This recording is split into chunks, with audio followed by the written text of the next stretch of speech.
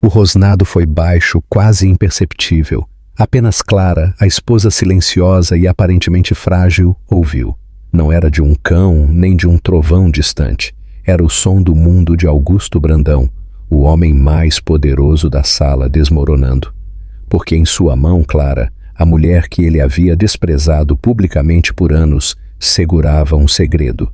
Um segredo que não era apenas um testamento, mas um fantasma final de seu falecido pai, pronto para queimar o império de Augusto até o chão. A sala estava em silêncio, mas o som da catástrofe que se aproximava era alto o suficiente para sufocar a respiração de todos. No silêncio pesado da biblioteca com painéis de jacarandá da mansão Brandão, o ar era denso com o cheiro de riqueza antiga e luto fresco. Dr. Guilherme Brandão, um titã da indústria com gelo nas veias, estava com um braço protetor ao redor de sua amante, Isadora. Ele estava pronto para reivindicar seu império. A família observava com desgosto enquanto o advogado lia o testamento de seu falecido pai. Mas todos eles estavam prestes a aprender uma lição sobre o poder, porque do outro lado da sala, sua esposa, quieta e modesta, Clara, guardava um segredo. O dia em que Dr. Guilherme Brandão foi enterrado foi tipicamente carioca, uma tarde de outono nítida, onde o céu era de um azul penetrante e indiferente. A casa ancestral dos Brandão na Gávea, Rio de Janeiro, um imponente solar de pedra que mais parecia uma fortaleza do que um lar, foi cercada por uma frota de carros pretos. Eles subiram silenciosamente pela entrada de cascalho, depositando figuras sombrias em ternos sob medida e vestidos escuros elegantes no gramado bem cuidado. Dentro, a atmosfera era tão fria e imponente quanto os pisos de mármore do grande hall de entrada. Um silêncio cavernoso, quebrado apenas pelos soluços abafados de parentes distantes e pelo tilintar de gelo em copos de uísque, havia se instalado sobre a casa. No centro desse turbilhão de luto silencioso estava Augusto Brandão, o único filho de Dr. Guilherme e herdeiro aparente do império multimilionário de logística, o Grupo Brandão. Augusto era um homem esculpido no mesmo granito de seus antepassados. Aos 48 anos, ele era bonito de uma forma austera e intimidante, com uma mandíbula afiada e cabelos da cor de estanho começando a trair sua idade. Ele aceitava as condolências não com tristeza, mas com a satisfação sombria de um rei inspecionando seu território recém-adquirido. Ele não estava de luto. Ele estava ascendendo, e ao seu lado, uma declaração flagrante de seu novo reinado, estava Isadora Costa. Isadora era tudo o que a esposa de Augusto não era. Ela era uma década mais jovem, com vibrantes cabelos ruivos que caíam sobre a gola de seu vestido preto, impossivelmente chique. Sua beleza era barulhenta, exigindo atenção, enquanto a de Clara era uma melodia clássica e discreta, facilmente ignorada. Ela segurava o braço de Augusto, sua presença uma afronta calculada à família, um símbolo de seu total desrespeito pela convenção e pela mulher que o havia acompanhado por 22 anos. Essa mulher, Clara Brandão, estava perto da lareira crepitante, uma figura solitária, aparentemente perdida na multidão. Ela estava vestida com um terno azul marinho simples e elegante, seu cabelo loiro preso em um coque arrumado. Ela parecia pálida e frágil, uma boneca de porcelana que poderia se estilhaçar ao menor toque. Para a maioria dos presentes, ela era objeto de pena. A esposa sofredora, a matriarca quieta, que havia sido publicamente humilhada nos últimos 3 anos do caso de seu marido. Eles a observavam esperando lágrimas, uma cena dramática ou uma retirada silenciosa para as sombras. Ela não fez nada disso. Sua expressão era plácida, seu olhar distante, enquanto observava seus filhos, Lucas e Sofia, navegarem pelas águas traiçoeiras do luto de sua família. Lucas, com 20 anos, usava a perda de seu avô como uma capa pesada, seus olhos tão parecidos com os de sua mãe, cheios de uma tristeza que rapidamente se transformava em raiva enquanto ele encarava o pai e Isadora.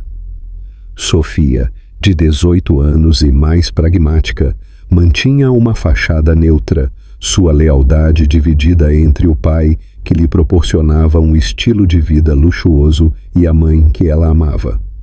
A tensão na sala era uma entidade viva, se enrolando e apertando a cada minuto que passava. O irmão mais novo de Augusto, Renato, um homem que havia vivido a vida inteira na sombra formidável de Augusto, circulava pela sala como um abutre. Ele trocava olhares venenosos com Augusto, seu ressentimento mal disfarçado. Ele via a morte de Dr. Guilherme não como uma perda, mas como uma potencial oportunidade, uma chance de finalmente se libertar do domínio de seu irmão. Conforme a tarde avançava, os sussurros se tornavam mais ousados. "Você pode acreditar na ousadia dele?" Uma prima murmurou para o marido, acenando em direção a Augusto e Isadora. "No velório do próprio pai?" "Dr. Guilherme deve estar se revirando no túmulo", o marido respondeu, dando um grande gole em sua bebida. "Clara é uma santa de verdade." Clara ouviu tudo. Ela vinha ouvindo sussurros como esses por anos. No início, eles a atingiam, cada um novo corte em um coração já ferido. Mas com o tempo, a dor forjou algo novo dentro dela, uma quietude, uma resolução inflexível. Ela havia aprendido a arte da observação, de ouvir enquanto parecia não ouvir, de ver tudo por trás de uma máscara de serenidade. Seu sogro, Dr. Guilherme, também havia notado isso. Em seus últimos anos, enquanto sua saúde falhava e a bússola moral de seu filho se estilhaçava, Dr. Guilherme passou inúmeras horas com Clara.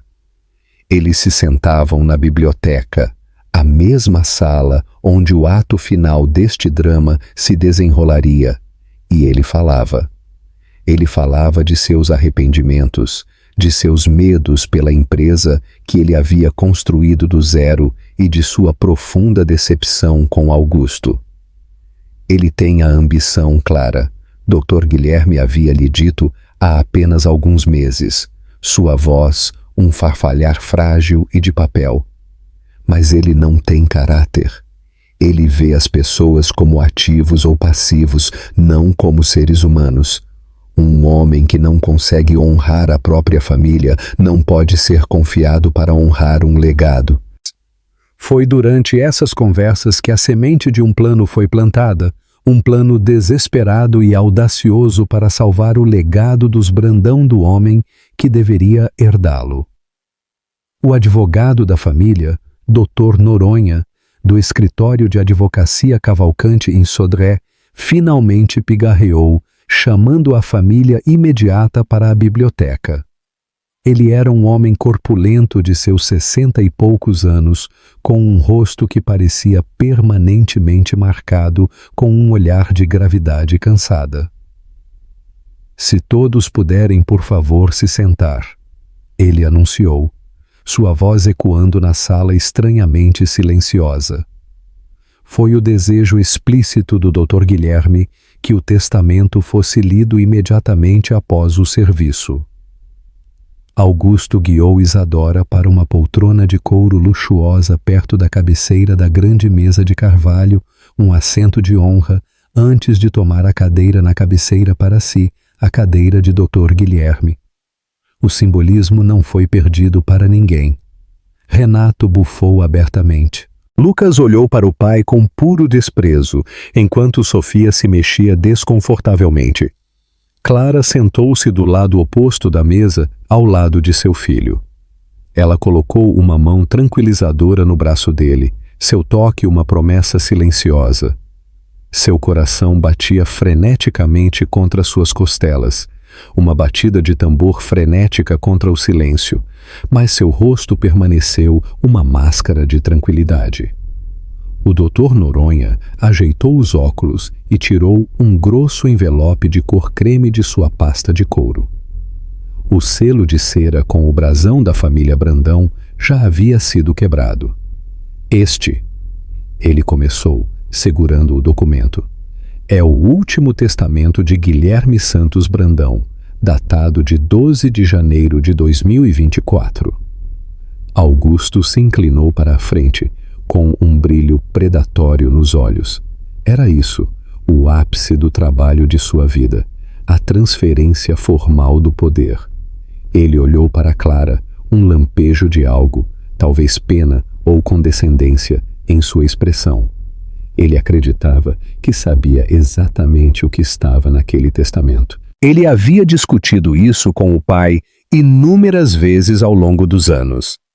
Ele herdaria o controle acionário da empresa, a propriedade, a maior parte dos bens líquidos. Ele tinha tudo planejado. Ele finalmente se divorciaria de Clara, dando a ela um acordo generoso o suficiente para mantê-la quieta. Ele instalaria Isadora como a nova senhora Brandão, a nova rainha de seu rei. O futuro era dele para ser tomado. A tempestade havia se formado. Os ventos da mudança uivavam pela velha casa, mas Augusto Brandão, em sua arrogância, não tinha ideia de que estava de pé diretamente no olho do furacão, e a verdadeira tempestade estava prestes a estourar. Não era uma tempestade de sua autoria, mas uma que havia sido meticulosamente elaborada, esperando por este exato momento para ser desencadeada. E aquela que segurava o raio era a pessoa que ele havia há muito tempo descartado como impotente, sua esposa. A biblioteca era uma câmara de respirações suspensas. Os únicos sons eram o estalar do fogo na grande lareira de pedra e o farfalhar do grosso pergaminho enquanto o Dr. Noronha desdobrava o testamento. O documento representava mais do que apenas a divisão de bens. Era a palavra final do patriarca, um julgamento proferido do além-túmulo. Augusto se recostou na cadeira de seu pai, exalando uma aura de controle total. Seu braço repousava possessivamente nas costas da cadeira de Isadora, um gesto de posse. Isadora, por sua vez, adotou uma expressão de solenidade recatada, mas seus olhos afiados e calculistas percorriam a sala, avaliando os membros da família que em breve seriam seus antigos adversários. Ela não era mais uma amante se escondendo em um apartamento de luxo na cidade. Ela estava aqui, no coração do Império Brandão, prestes a ser legitimada. Clara manteve as mãos calmamente entrelaçadas em seu colo. Ela se concentrou em um ponto logo atrás do ombro do Dr. Noronha, um retrato do avô de Dr. Guilherme, um homem com um olhar severo que parecia estar observando os procedimentos com desaprovação austera. A serenidade exterior de Clara era uma represa segurando uma torrente de emoção. Este era o momento. Tudo o que Dr. Guilherme havia planejado, tudo o que ela havia suportado, dependia da próxima hora. O Dr. Noronha começou a ler em um tom seco e desapaixonado. Eu, Guilherme Santos Brandão, estando em sã consciência e corpo, declaro por meio deste que este é meu último testamento, revogando todos os testamentos e codicilos anteriores. Ele passou pelas doações preliminares habituais, uma doação generosa para a Fundação Roberto Marinho, o estabelecimento de uma fundação de caridade em nome de sua falecida esposa, pequenos itens sentimentais deixados para a equipe leal da casa. A família ouvia impacientemente, esperando pelas cláusulas substanciais. Ao meu filho mais novo, Renato de Souza Brandão, Noronha continuou, sua voz ecoando levemente na sala de teto alto. Renato se inclinou para a frente, com os nós dos dedos brancos, onde ele segurava os braços de sua cadeira. Eu deixo minha coleção de mapas antigos e uma soma de 10 milhões a ser colocada em um fundo gerido por um executor independente, com desembolsos feitos trimestralmente.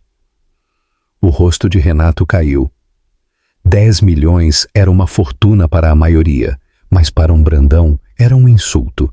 Era uma coleira de ouro, dinheiro suficiente para mantê-lo confortável, mas não o suficiente para lhe dar qualquer poder real ou para desafiar seu irmão. Ele lançou um olhar de ódio puro para Augusto, que apenas sorriu. Aos meus netos, Lucas William Brandão e Sofia Ann Brandão. Noronha continuou lendo. Eu deixo 25 milhões de dólares cada, a serem mantidos em um fundo até seus 30 anos. Este fundo será administrado por seu pai, Augusto Brandão. O maxilar de Lucas se apertou. Ter sua herança controlada pelo homem que havia traído tão completamente sua mãe parecia um tapa póstumo na cara do avô que ele havia adorado.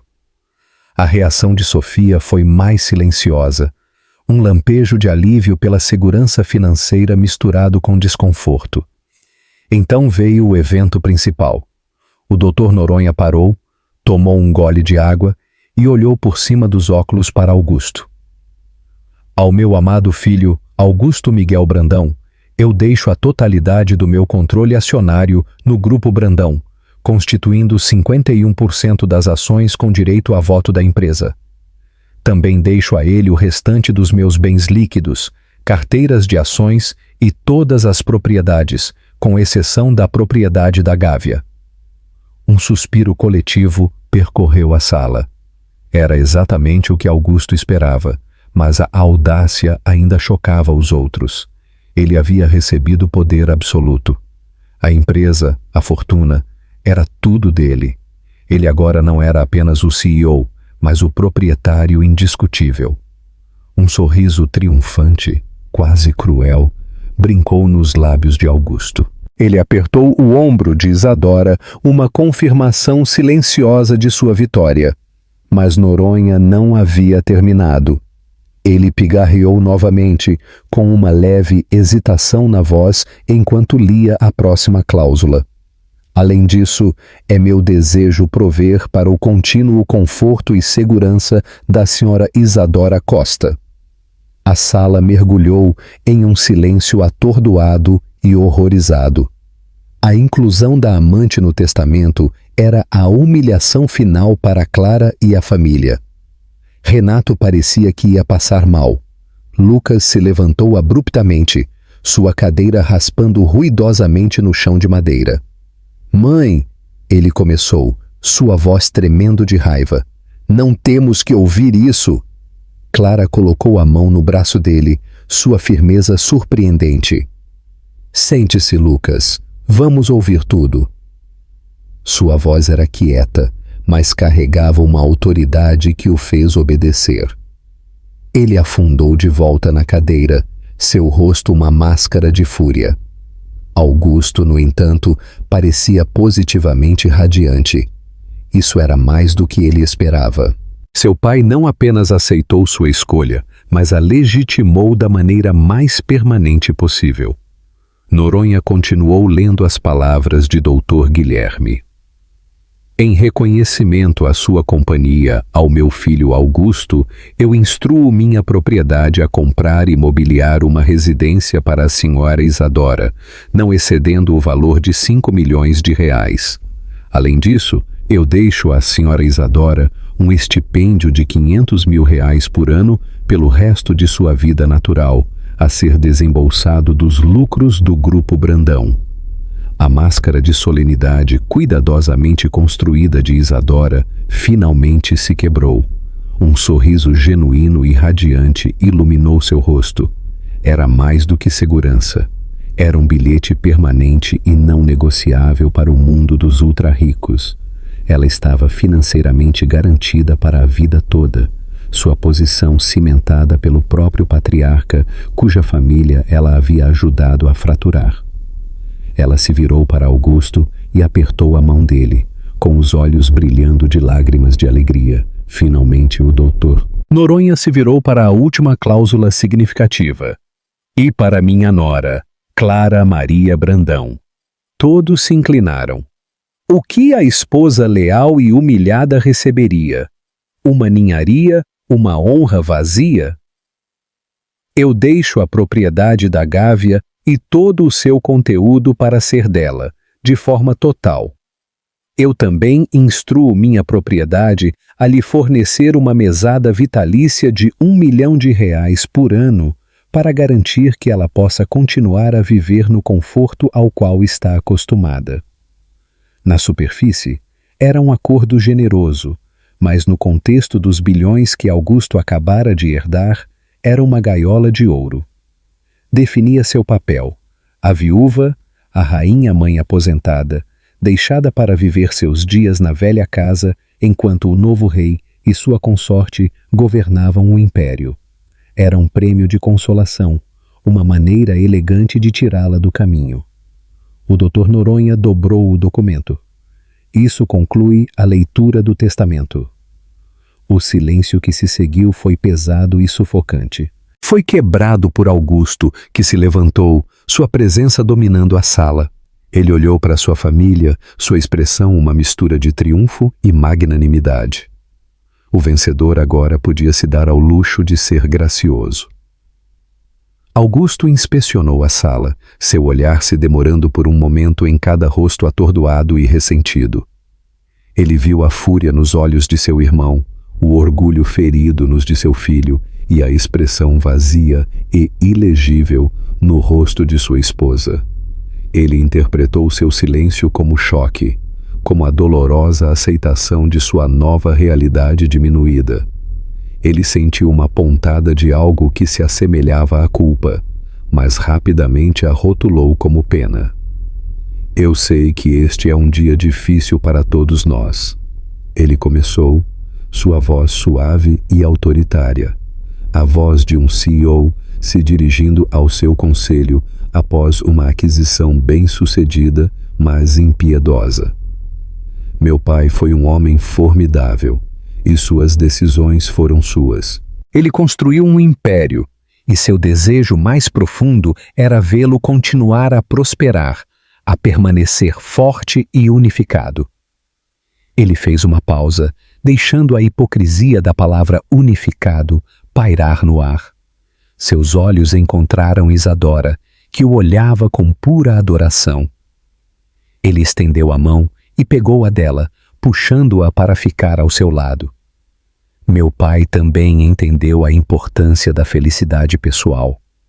Augusto continuou, sua voz suavizando ligeiramente enquanto ele olhava para Isadora. Ele sabia que um homem não pode liderar um império se sua própria casa não estiver em ordem. Isso foi demais para Renato. Sua casa não estava em ordem por causa dela. Ele cuspiu, gesticulando descontroladamente para Isadora. Você trouxe esta intrusa para a nossa família e tem a audácia de ficar aí e nos dar uma palestra sobre unidade. Já chega, Renato, Augusto retrucou, sua voz se tornando de aço. Você vai mostrar respeito. Isadora tem sido uma fonte de grande apoio e força para mim durante um momento difícil, e meu pai, como você acabou de ouvir, optou por reconhecer isso. A palavra dele é final. Isadora estremeceu ligeiramente com a explosão de Renato, mas manteve sua posição, agarrada ao braço de Augusto. Ela desempenhou o papel da mulher injustiçada perfeitamente, com os olhos se enchendo de lágrimas de crocodilo. Eu nunca quis causar nenhum problema. Ela sussurrou, alto o suficiente para todos ouvirem. Eu amo Augusto. Eu só queria que ele fosse feliz. Augusto envolveu o braço com mais força ao redor dela. Um gesto de proteção inabalável. Não há problema, ele disse firmemente, suas palavras dirigidas a todos na sala. Há apenas o futuro, Um futuro que meu pai me confiou. Ele então voltou sua atenção para Clara. Seu tom mudou novamente, tornando-se paciente, quase condescendente, como se estivesse falando com uma criança ou uma empregada simples. Clara, ele disse, caminhando lentamente ao redor da mesa em direção a ela. Eu quero que você saiba que você sempre será cuidada. Esta casa guarda muitas memórias para você, para nós, e é justo que você fique aqui. A mesada que meu pai disse é generosa, e claro, eu farei questão de que você nunca precise de nada. Ele estava oferecendo a ela um pacote de aposentadoria. Ele a estava dispensando do papel de sua esposa e lhe dando um tapinha na cabeça pelos anos de serviço. Ele se via como magnânimo, um vencedor gentil garantindo o conforto do vencido. Ele não tinha a menor ideia do profundo erro de cálculo que estava cometendo. Você foi a mãe dos meus filhos, ele continuou, sua voz pingando de falso sentimentalismo, e por isso você sempre terá meu respeito e minha gratidão. Nós vamos lidar com as formalidades de nossa separação com discrição e dignidade por causa de Lucas e Sofia. Lucas não conseguia mais se conter. Dignidade. Ele explodiu, levantando-se da cadeira novamente. Você fala de dignidade depois de humilhá-la na frente de todos, depois de deixar o nome daquela mulher ser lido no testamento do vovô? Você não tem ideia do que a palavra significa. Lucas, controle-se, Augusto ordenou, sua paciência se esgotando. Você é um adulto agora. Você precisa entender as complexidades dessas coisas. A única coisa complexa aqui é a sua arrogância monumental. Lucas retrucou. A sala era um barril de pólvora, pronta para explodir. Renato observava com um sorriso sombrio, apreciando o espetáculo da família de seu irmão implodindo. Sofia estava pálida, seus olhos correndo entre o pai, o irmão e a mãe silenciosa. Isadora se pressionou contra Augusto, sussurrando.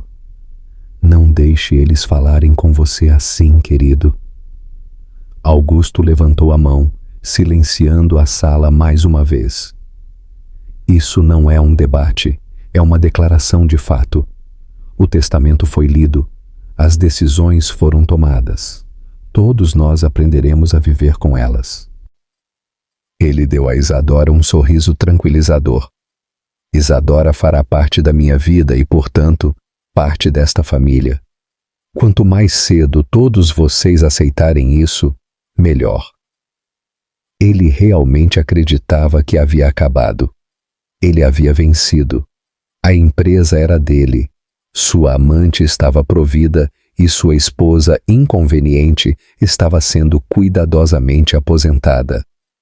Ele havia superado a tempestade inicial da raiva da família e agora tudo o que restava era a limpeza. O Dr. Noronha, que vinha assistindo ao drama familiar se desenrolar com distanciamento profissional, começou a arrumar sua pasta. Se não houver mais perguntas sobre a execução do testamento, eu me retirarei. Meu escritório entrará em contato com todos os beneficiários nos próximos dias para iniciar o processo de distribuição. Ele estava prestes a fechar os fechos de sua pasta. Augusto estava prestes a levar Isadora para fora da biblioteca e para sua nova vida. A história, para todos os efeitos, havia acabado. E então, uma voz, calma e clara como um sino, cortou o ar tenso. Dor Noronha! Todas as cabeças se viraram. A voz pertencia a Clara. Ela não havia se movido de sua cadeira. Suas mãos ainda estavam entrelaçadas em seu colo, mas seus olhos, não mais distantes, estavam fixos no advogado com uma intensidade surpreendente. Por favor, não guarde seus papéis ainda, ela disse, sua voz desprovida de qualquer tremor ou emoção. Acredito que você esteve lendo o documento errado. O silêncio que se seguiu na biblioteca foi absoluto. Era mais pesado e profundo do que o silêncio cheio de luto que o precedeu. As palavras de Clara, faladas tão calmamente, pareciam sugar todo o ar da sala. Por um momento, ninguém reagiu. Todos estavam congelados, tentando processar o que ela havia dito. Augusto foi o primeiro a quebrar o feitiço. Ele soltou uma risada curta e incrédula. "Clara, do que diabos você está falando?" ele perguntou, seu tom carregado de divertimento e irritação. "O luto está deixando você confusa. O Dr. Noronha tem o testamento." Ele acabou de ler. O Dr. Noronha parecia atordoado. Ele fez uma pausa, a mão pairando sobre sua pasta. "Senhora Brandão", ele disse gentilmente, "este é o testamento oficial arquivado em meu escritório e registrado no Estado. É o único testamento que minha firma tem em registro para seu falecido sogro." O olhar de Clara não vacilou. Ele permaneceu fixo no advogado, sua expressão serena, mas inflexível. "Eu entendo que é isso que você acredita, Dr. Noronha. No entanto, meu sogro fez algumas revisões em seus desejos finais nos últimos meses de sua vida." Uma onda de desconforto percorreu a sala. O sorriso triunfante de Isadora vacilou, substituído por um lampejo de ansiedade. Renato se inclinou para a frente novamente, seus olhos brilhando com uma esperança desesperada e recém-descoberta. Lucas e Sofia olharam para a mãe como se a estivessem vendo pela primeira vez. Ela havia sido uma figura silenciosa em suas vidas, uma presença gentil e passiva. Aquela mulher falando com uma autoridade tão quieta e inabalável. Era uma estranha para eles. O divertimento de Augusto rapidamente se evaporou, substituído por uma onda de raiva. "Isso é absurdo!" ele estalou. "Clara, pare com isso. Você está fazendo uma cena. Se você está chateada com os termos, podemos discutir isso em particular, mas você não vai minar o testamento final do meu pai com essas fantasias." Ele estava tentando dispensá-la, pintá-la como uma viúva histérica e em luto. Era uma tática que havia funcionado por anos. Ele criava um problema, e quando ela reagia, ele a rotulava como emocional e instável, invalidando seus sentimentos. Mas desta vez não funcionou. Clara não mordeu a isca. Ela não levantou a voz nem derramou uma lágrima. Ela simplesmente virou a cabeça ligeiramente e encontrou o olhar furioso do marido. "Eu não estou confusa, Augusto, e não estou fazendo uma cena", ela disse, sua voz ainda perfeitamente nivelada. "Estou apenas declarando um fato." Ela estendeu a mão para o lado de sua cadeira e pegou uma elegante pasta de couro preta que havia passado despercebida por todos. Ela a colocou na superfície polida da mesa com um baque suave e definitivo. "E eu trouxe uma convidada que pode atestar esse fato", ela acrescentou. Como se fosse um sinal, as pesadas portas da biblioteca se abriram. Uma mulher entrou, seus saltos tilintando decididamente no chão. Ela estava na casa dos 40 anos, com traços afiados, cabelos escuros cortados em um bob severo e uma aura de inteligência e confiança que era quase palpável. Ela carregava uma pasta idêntica à do Dr. Noronha. "Doutora Renata Prado", a mulher anunciou, sua voz nítida e profissional. "Sou a advogada pessoal de Clara Brandão." A introdução de outra advogada enviou uma nova onda de choque pela sala.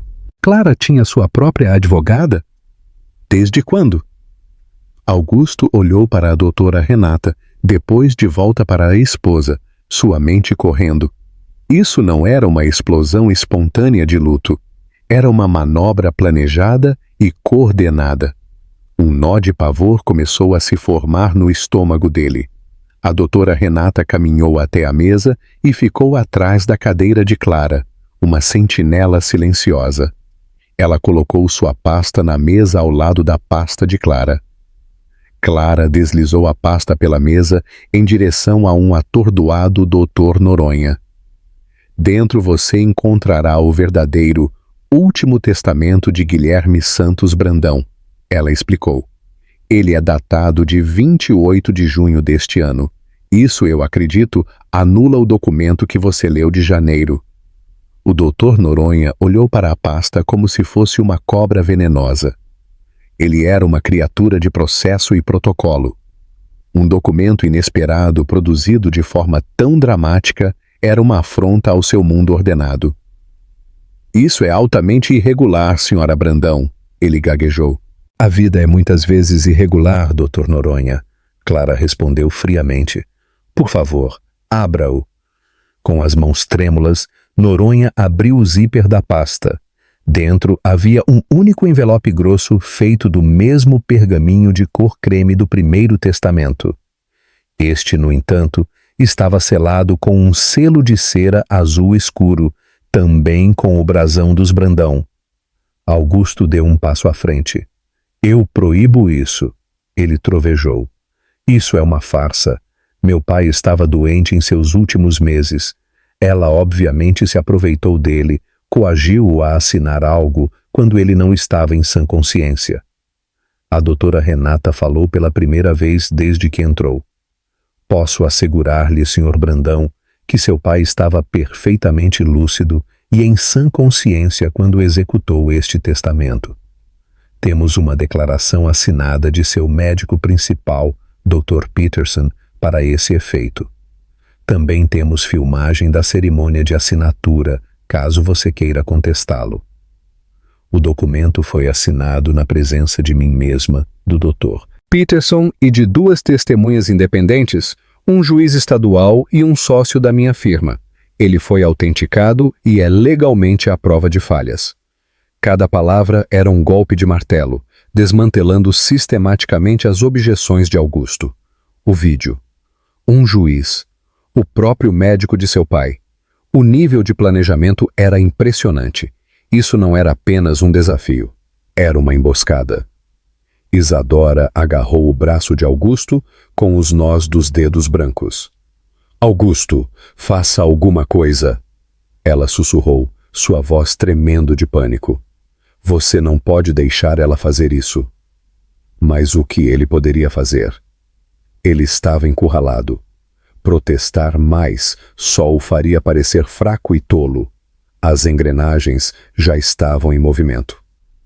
O Dr. Noronha, com seu dever profissional superando seu choque, examinou cuidadosamente o envelope. Ele passou o polegar sobre o selo, verificou as assinaturas das testemunhas visíveis no verso. Seu rosto ficou pálido. Tudo parecia estar em perfeita ordem legal. Sob as leis do Estado do Rio de Janeiro, ele anunciou gravemente, sua voz tremendo ligeiramente. Um testamento mais recente, legalmente executado, anula qualquer e todas as versões anteriores. Eu sou legalmente obrigado a verificar e ler este documento. Ele pegou um abridor de cartas do conjunto de mesa e, com uma respiração profunda e trêmula, abriu o envelope. O som do papel rasgando foi como um tiro na sala silenciosa. Augusto Brandão ficou congelado, com o rosto pálido. O império que ele acabara de reivindicar estava escorregando por entre seus dedos. A mulher que ele havia dispensado, tido pena e planejado descartar, estava sentada à mesa. Sua postura era perfeita, sua expressão calma. Ela não era mais a vítima de sua história. Ela era a autora de seu capítulo final devastador. E a leitura estava prestes a começar. O peso de cada olhar na sala caiu sobre o documento que o Dr. Noronha agora segurava em suas mãos. Era fisicamente idêntico ao Primeiro Testamento. No entanto, parecia infinitamente mais pesado, carregado com o poder latente de uma armadilha cuidadosamente montada. Augusto ficou rígido, sua mente um turbilhão de negação e fúria. Ele não conseguia entender como isso havia acontecido. Seu pai havia sido frágil, sim, mas nunca havia mostrado qualquer sinal de se voltar contra ele. Teria sido tudo uma mentira? O último ano da vida de seu pai teria sido uma grande decepção?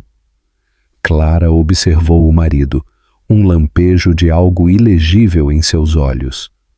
Não era triunfo, ainda não. Era uma espécie de validação sombria. Ela se lembrou do dia em que Dr. Guilherme havia assinado este documento. Ele estava sentado em sua poltrona favorita perto da janela, naquela mesma biblioteca, com um cobertor de lã xadrez sobre o colo. Ele precisa aprender. Dr. Guilherme havia dito, sua voz fraca, mas seus olhos claros e determinados. Um homem que não valoriza nada não pode ser confiado com tudo. Esta empresa, esta família, não é um prêmio a ser conquistado. É uma responsabilidade, um legado. Ele provou que não é apto para ser seu administrador. Mas você é. Ela havia protestado então, dizendo-lhe que não era forte o suficiente, que não sabia nada sobre como administrar uma corporação multimilionária. Força não é sobre gritar, minha querida, ele havia respondido, dando um tapinha em sua mão.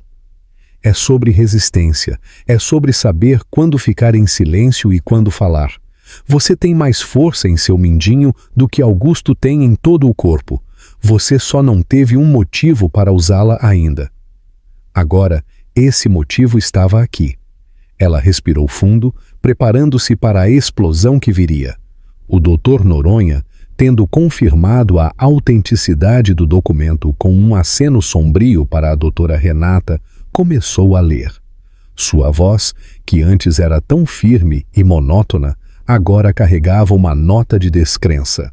Este documento, datado de 28 de junho de 2025, por meio deste, revoga e declara nulo e sem efeito todos os testamentos anteriores, incluindo qualquer documento datado de 12 de janeiro de 2024.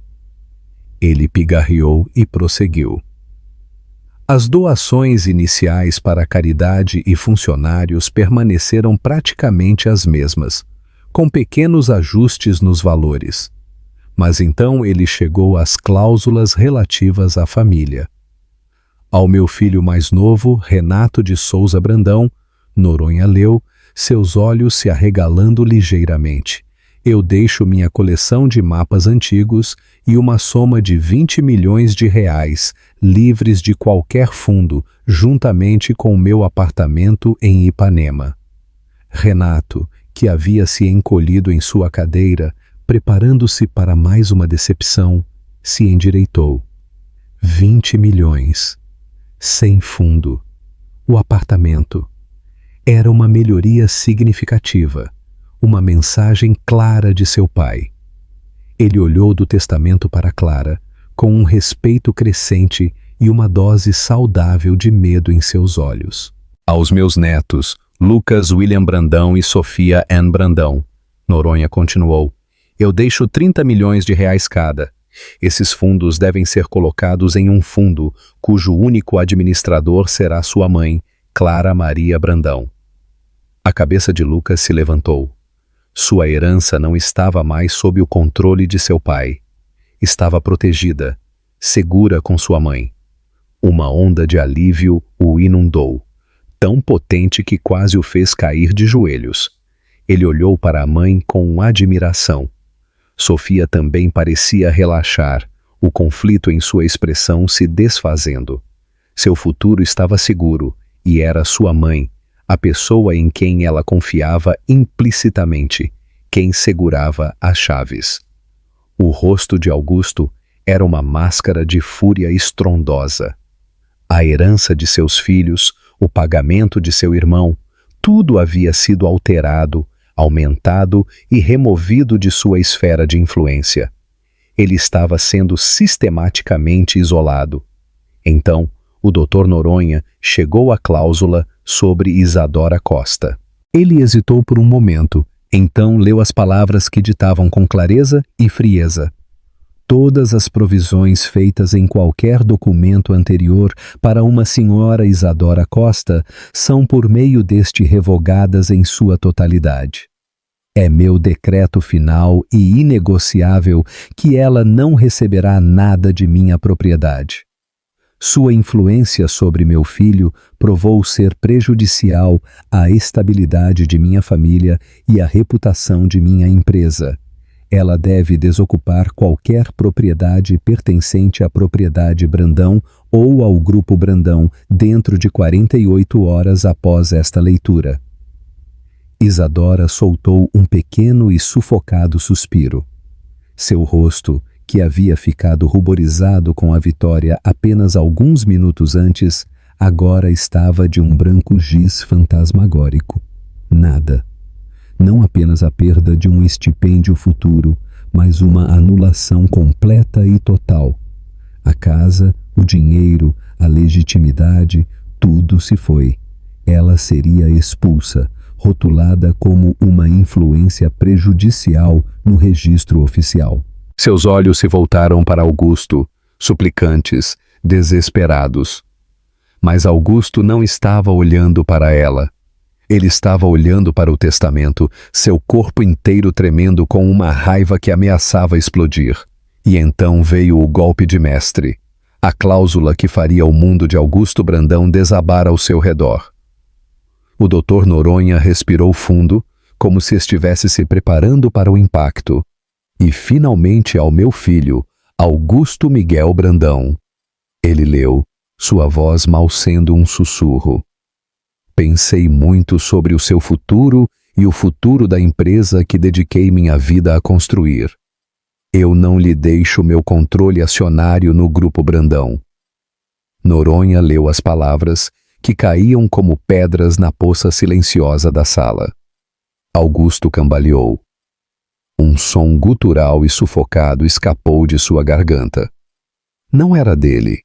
A empresa não era dele. Era impossível. Inconcebível. Em vez disso, Noronha continuou a ler a estratégia final e devastadora de Dr. Guilherme. Minha participação de 51% no controle acionário do Grupo Brandão deve ser colocada em um fundo irrevogável, a ser conhecido como o Fundo de Legado Brandão. Um fundo. A mente de Augusto cambaleou. Ele poderia não ser o proprietário, mas ainda poderia controlá-lo, administrá-lo. Era um revés, um insulto, mas não uma perda total. Mas Dr. Guilherme havia antecipado isso. O propósito deste fundo, Noronha leu, sua voz ganhando um leve e mórbido impulso, é preservar a integridade e a estabilidade a longo prazo da empresa, protegendo-a de decisões imprudentes e falhas morais. O fundo será gerido por um conselho de 3 curadores que deterão todos os direitos de voto associados às minhas ações. Augusto prendeu a respiração. Quem eram os curadores? Associados de negócios? Velhos amigos de seu pai? Ele poderia conquistá-los. Ele poderia administrá-los. O Dr. Noronha leu os nomes. O primeiro curador será meu irmão e um homem de caráter irrepreensível, o Sr. José Brandão. Uma escolha segura e previsível. Seu tio era da velha guarda, mas justo. O segundo curador será o sócio sênior do escritório de advocacia Cavalcante em Sodré, atualmente o próprio Dr. Noronha ou seu sucessor. Uma parte neutra, ainda administrável. E o terceiro curador, que servirá como presidente do Fundo de Legado Brandão com voto de desempate em caso de empate. Noronha parou, olhando diretamente para Clara. Será minha amada e confiável nora, Clara Maria Brandão. A declaração caiu sobre a sala com a força de um golpe físico. Clara, quieta, passiva, sofredora. Clara seria a presidente do fundo. Ela, juntamente com o advogado da família e um tio-avô, exerceria a participação de 51% no controle acionário do Grupo Brandão. Ela detinha o poder. Ela detinha o voto de desempate. Augusto olhou para a esposa. Seu rosto era uma tela de descrença, raiva e horror crescente. Era como se o mundo tivesse se inclinado em seu eixo. A mulher que ele planejava se divorciar e pagar agora era, para todos os efeitos, sua chefe. Ele era o CEO, um rei apenas no nome, enquanto ela era o poder por trás do trono. Mas a brilhante póstuma de Dr. Guilherme Brandão ainda não havia sido totalmente revelada. Ele não apenas despojou Augusto de seu poder, ele o acorrentou à sua própria moralidade. O Dr. Noronha, agora suando profusamente sob a imensa pressão, continuou a ler o testamento. Augusto Miguel Brandão terá permissão para permanecer em sua posição como diretor executivo do Grupo Brandão, desde que cumpra as decisões dos curadores. Seu salário e bônus serão determinados anualmente pelo Conselho, que o fundo agora controla. Um funcionário. Seu pai o havia transformado em um funcionário em sua própria empresa. A humilhação era uma dor física em seu peito. No entanto, Noronha leu, sua voz caindo. Meu filho pode ter a oportunidade de recuperar o que arriscou tão descuidadamente. Uma lasca de esperança. Augusto se agarrou a ela. Tinha que haver uma saída, uma brecha. Eu, por meio deste instinto, uma cláusula de pacto de caráter que regerá a eventual dissolução do Fundo de Legado Brandão. As ações de controle do fundo no Grupo Brandão serão transferidas para Augusto Miguel Brandão em sua totalidade após o cumprimento de uma das seguintes condições. Noronha parou, tomou um gole de água e leu a primeira condição.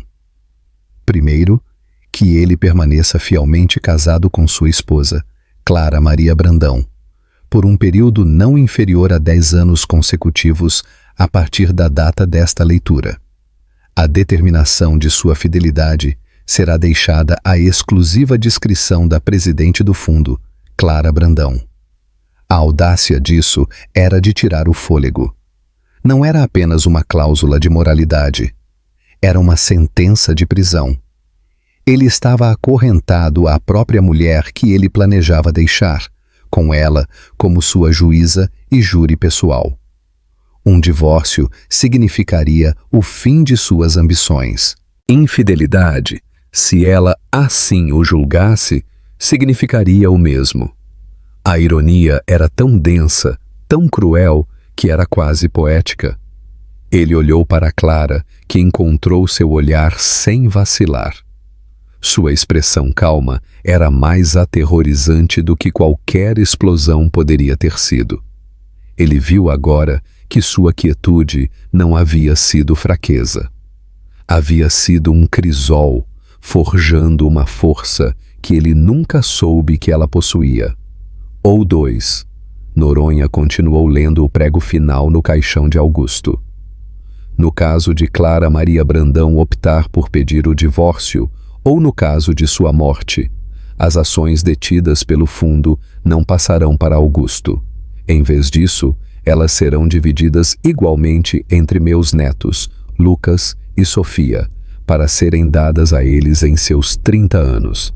Até esse momento, o fundo continuará a ser gerido pelos curadores restantes. Não havia brecha, sem escapatória. Seu pai havia previsto todas as possibilidades. Se Augusto tentasse forçar Clara a sair do casamento, se ele tornasse a vida dela tão miserável que ela pedisse o divórcio, ele perderia tudo para sempre. Seu único caminho de volta ao poder era através de uma década de lealdade perfeita e monitorada à esposa que ele havia traído. Dr. Guilherme não apenas protegeu Clara, ele a empoderou de forma total e completa. Ele lhe deu uma gaiola dourada e entregou-lhe a única chave. Finalmente, o Dr. Noronha leu a última cláusula, a que estava no Primeiro Testamento, mas que agora carregava um significado inteiramente novo. E para minha nora, Clara Maria Brandão, eu deixo a propriedade da Gávea e todo o seu conteúdo para ser dela, de forma total e livre. A mesada vitalícia mencionada em qualquer documento anterior é por meio deste anulada. Em vez disso, como presidente do Fundo de Legado Brandão e uma administradora-chave da fortuna da família, ela recebe um salário anual e uma conta de despesas a serem determinados pelos curadores, com seu próprio voto como fator decisivo, garantindo que ela tenha todos os recursos necessários para cumprir seus deveres. Ela não era uma pensionista vivendo de uma mesada. Ela era uma executiva assalariada, a presidente com um orçamento que ela mesma controlava. A casa era dela, o poder era dela, o futuro era dela. O Dr. Noronha dobrou lentamente o documento e o colocou sobre a mesa. Isso conclui a leitura. Ele sussurrou. Sua postura profissional se desfez. Ele olhou para Clara com uma mistura de medo e profundo respeito. O desvendamento começou quase imediatamente. Não! O rugido de Augusto era primal, um som de pura e não adulterada raiva arrancada de sua alma.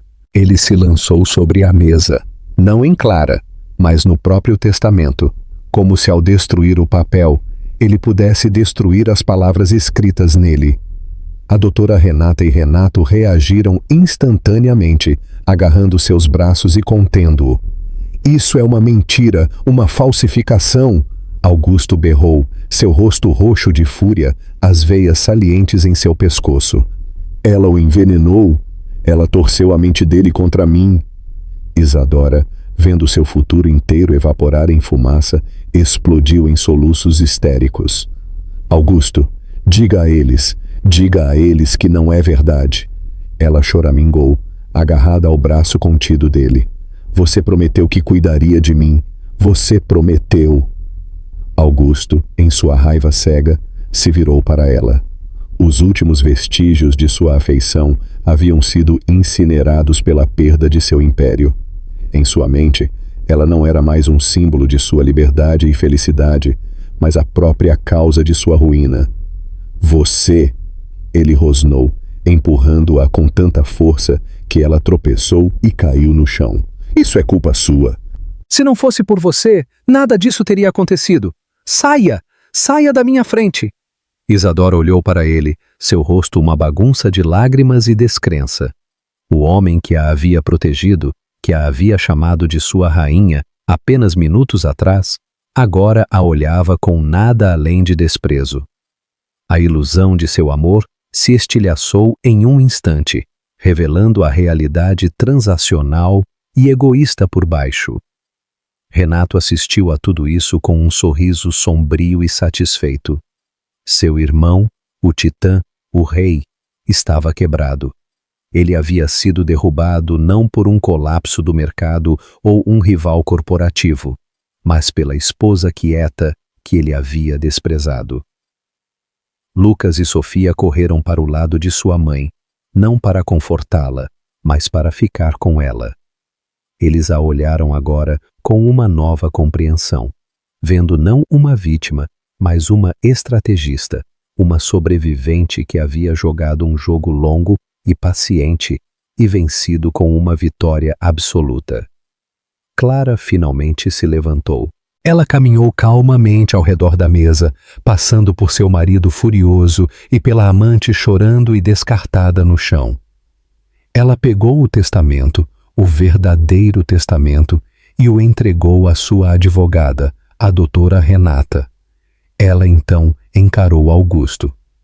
Todos os anos de dor, humilhação e sofrimento silencioso haviam sumido de seu rosto, substituídos por uma clareza fria e dura. Você estava certo sobre uma coisa, Augusto, ela disse, sua voz cortando seus gritos incoerentes. Você disse que seu pai queria que sua casa estivesse em ordem, e agora está. Ela virou as costas para ele, para o caos, para os destroços de sua vida, e caminhou em direção à porta, seus filhos a seguindo como uma guarda real. Ela não olhou para trás. Ela não precisava. O velho mundo estava em chamas atrás dela, e ela estava caminhando para o amanhecer do novo que ela agora controlava. A biblioteca, antes um bastião do poder patriarcal, havia se tornado uma sala de guerra, e a guerra havia terminado decisivamente. Augusto ficou ofegante no meio da sala, seu terno sob medida desalinhado, seu rosto pálido com o suor da fúria impotente. A adrenalina de sua raiva estava começando a desaparecer, deixando para trás a realidade fria e pesada de suas novas circunstâncias. Ele estava preso, total e completamente preso. Isadora, ainda encolhida no chão, soltou um último soluço patético antes de se levantar. O olhar de adoração que ela geralmente reservava para Augusto havia sido substituído por um de amargo ressentimento. Você vai deixar isso acontecer? Ela exigiu, sua voz estridente. Você vai deixar ela vencer? Augusto nem sequer olhou para ela.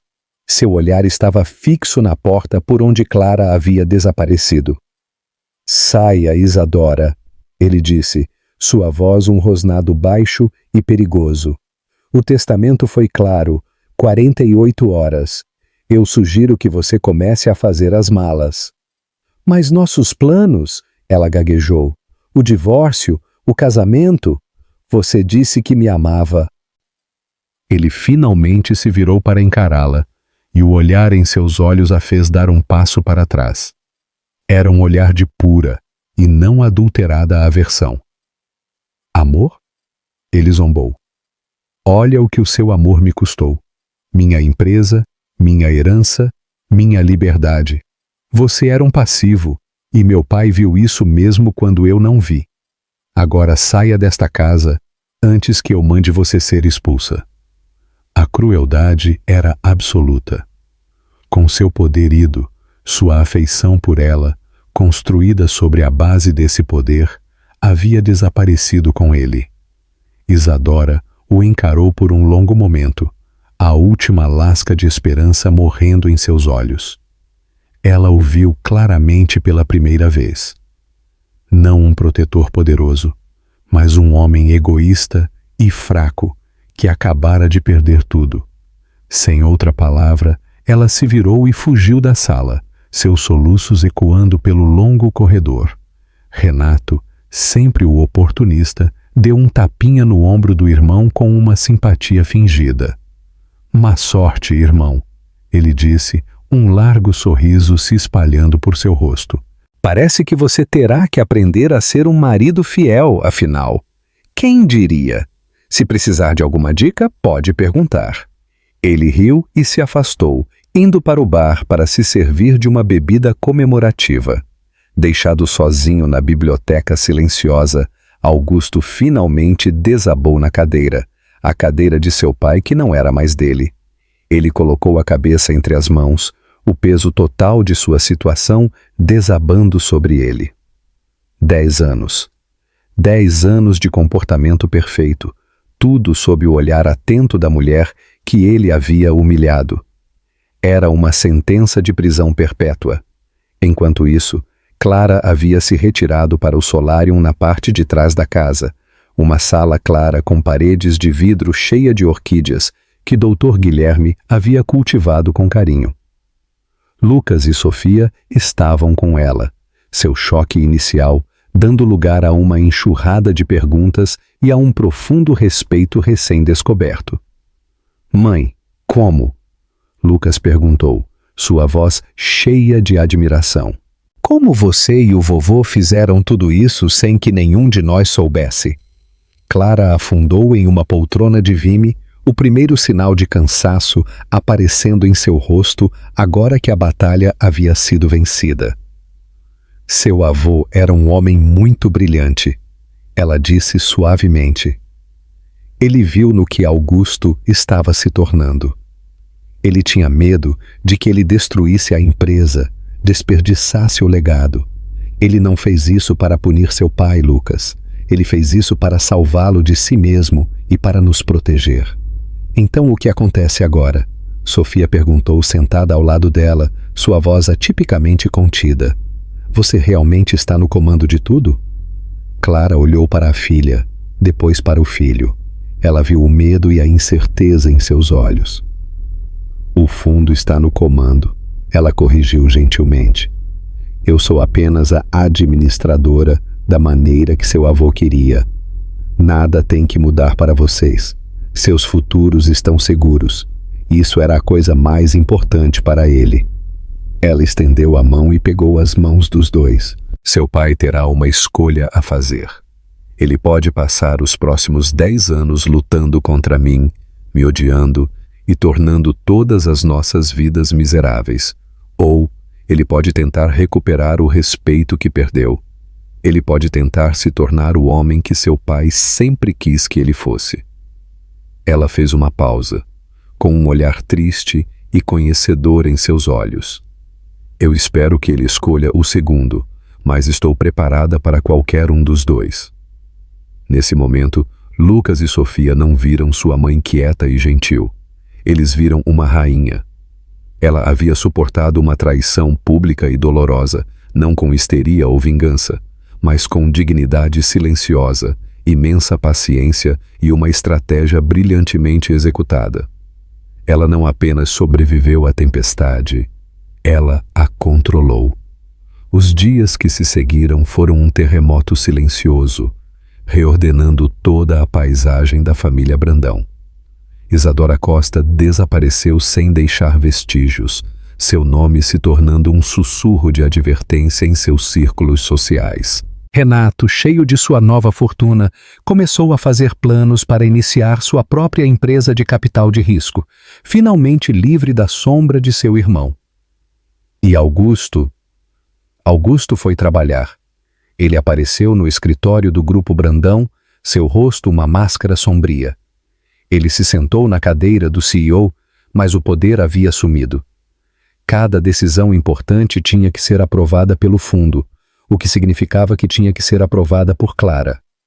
A primeira reunião do conselho foi um exercício de tensão suprema. Clara presidiu com uma eficiência silenciosa, suas perguntas afiadas e perspicazes, seu conhecimento dos assuntos da empresa surpreendentemente profundo, graças aos meses de tutoria de Dr. Guilherme. Augusto foi forçado a responder a ela, a justificar suas estratégias, a se submeter à sua autoridade.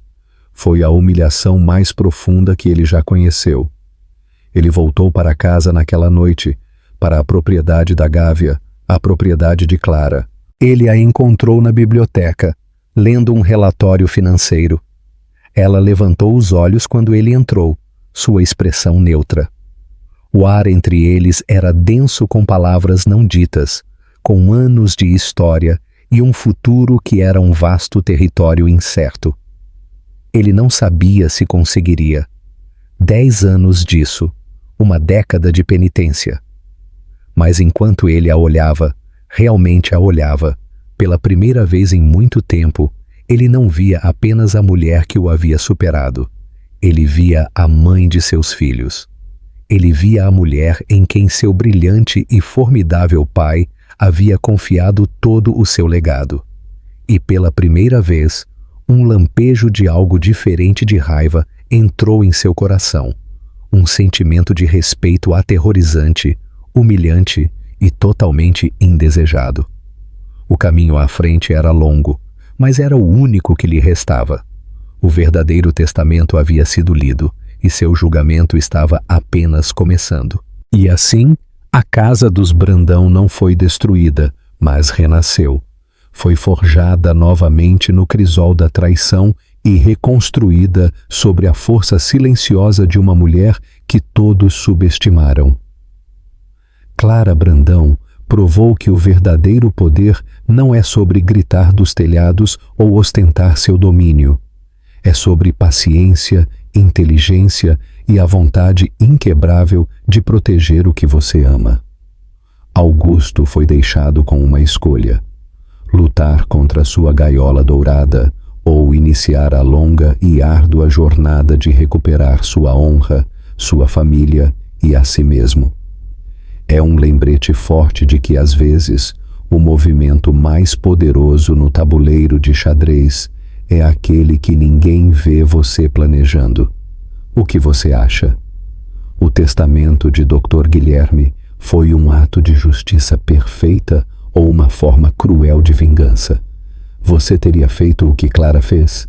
Deixe-nos saber seus pensamentos nos comentários abaixo. Se você foi cativado por esta história de traição e brilhante retribuição, por favor, dê um curtir neste vídeo, compartilhe com alguém que ama um bom drama e certifique-se de se inscrever em nosso canal para mais histórias da vida real, onde o azarão sai por cima.